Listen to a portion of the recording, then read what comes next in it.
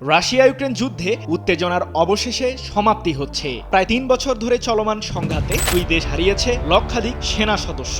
পাশাপাশি রাশিয়ার president Vladimir Putin ইউক্রেনের অর্ধেকের বেশি অঞ্চল ইতোমধ্যেই নিজের দখলে নিয়েছে। এদিকে সদ্য সাবেক মার্কিন প্রেসিডেন্ট জো বাইডেন প্রশাসন পুতিনকে হত্যা করতে বিভিন্ন পরিকল্পনা করেছিল বলে সম্প্রতি এক মার্কিন সাংবাদিক তথ্য ফাঁস করেছেন। এত কিছুর মধ্যেও যেন যুদ্ধের মাঠে সাহসী ভূমিকায় পুতিন। তবে যুদ্ধের ইতি টানতে নিজেই শান্তির বার্তা নিয়ে এগিয়ে এসেছেন পুতিন।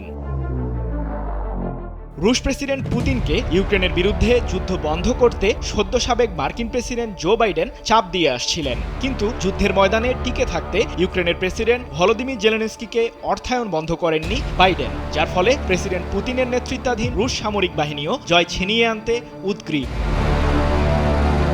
এদিকে প্রেসিডেন্ট হিসেবে ডোনাল্ড ট্রাম্প হোয়াইট হাউসের দায়িত্ব নেয়ার ২৪ ঘন্টার মাঝে রুশ ইউক্রেন যুদ্ধ বন্ধের তত্ত্ব এক প্রকার ব্যর্থ।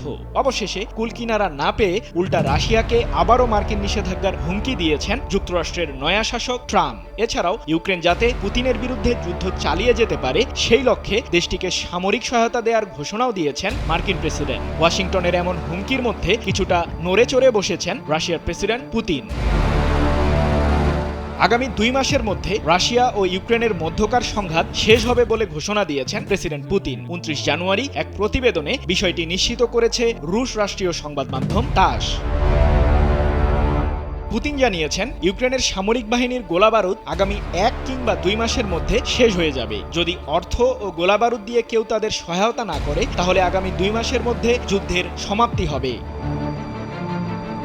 এ সময় প্রেসিডেন্ট পুতিন মার্কিন শিবিরের দিকে ইঙ্গিত করে বলেন, পশ্চিমাদের যদি শান্তি চুক্তিতে ফেরার ইচ্ছা থাকে তবে তারা জানে কি করা উচিত হবে। রাশিয়ার বিরুদ্ধে জারি করা নিষেধাজ্ঞার বিষয়েও পশ্চিমাদের সিদ্ধান্ত নিতে হবে, তবেই শান্তি চুক্তিতে ফেরা সম্ভব।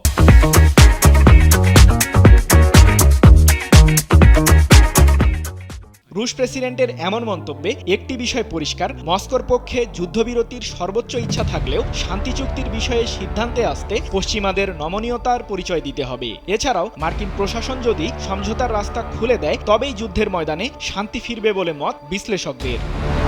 সৃজন মাহমুদ, নিউজ 24।